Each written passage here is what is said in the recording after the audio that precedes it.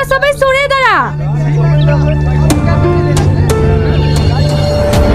এ তো অসম্ভব, এ তো কাল লাগে নিতে টেনশন করা।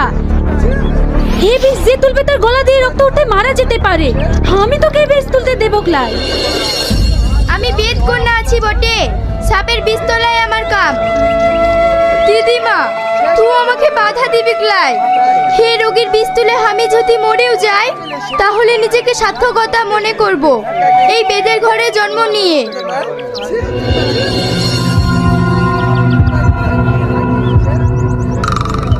এ মেয়েরা, চুলের বাঁধন খুলে দে আর হাতে মুঠ থাকলে ছেড়ে দে।